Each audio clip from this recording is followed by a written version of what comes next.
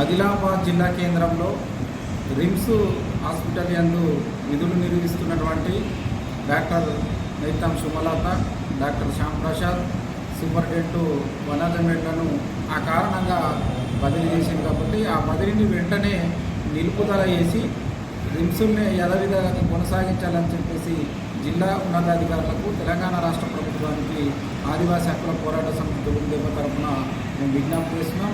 ఎందుకంటే ఈ డాక్టర్లు అన్ని వర్గాల ప్రజలకు ఇవాళ వాళ్ళతో మమేకమై వాళ్ళ మన్నలను పొందుతూ వాళ్ళకు నిస్వార్థమైనటువంటి సేవలు అందిస్తున్నటువంటి వాళ్ళు అన్ని వర్గాల ప్రజలకు అందుబాటులో ఉంటూ వాళ్ళకు వైద్య సేవలు అందిస్తున్నారు. కాబట్టి వాళ్ళను అకారణంగా బదిలీ చేయడం చాలా ఏమైనటువంటి చర్య. దీన్ని ఆదివాసీ హక్కుల పోరాట సమితి తొలుగుదెబ్బ రాష్ట్ర కమిటీ, జిల్లా కమిటీ తరఫున మేము తీవ్రంగా ఖండిస్తున్నాం.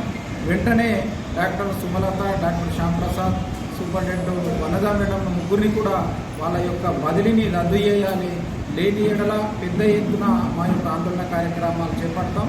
ఎందుకంటే వాళ్ళు ఇవాళ నిజమైనటువంటి పేద ప్రజలకు, ఎస్సీ, ఎస్టీ, బీసీ, మైనార్టీ ఎవరైతే కింది వర్గాల ప్రజలు ఉన్నారో వాళ్ళకు ఇళ్లవేళలో అందుబాటులో, రిమ్స్లో ఇవాళ ఇళ్లవేళలో అందుబాటులో ఉంటూ వాళ్ళకు మెరుగైనటువంటి వైద్యాన్ని అందిస్తూ వాళ్ళకు చేదోడు వాదోడుగా ఉంటున్నటువంటి వాళ్ళు అన్ని ప్రజల మనసులు వాళ్ళు నాటకపోయినారు. వాళ్ళు నిజంగా వాళ్ళు లేకపోతే వాళ్ళ రిమ్స్లో వైద్యం, పేద ప్రజలకు వైద్యం అందే పరిస్థితి లేదు. కాబట్టి తక్షణమే జిల్లా కలెక్టర్ గారు, అదేవిధంగా అది జిల్లా ఉన్నతాధికారులు, తెలంగాణ రాష్ట్ర ప్రభుత్వము వెంటనే స్పందించి ఆ డాక్టర్లను, సూపరింటెండెంట్ను బదిలీని రద్దు చేసి వాళ్ళని యథావిధిగా రిమ్స్లోనే కొనసాగించాలని చెప్పేసి ఆదివాసీ హక్కుల పోరాట సమితి తొలుగుదెబ్బ రాష్ట్ర కమిటీ, జిల్లా కమిటీ తరఫున విజ్ఞప్తి చేస్తున్నాం.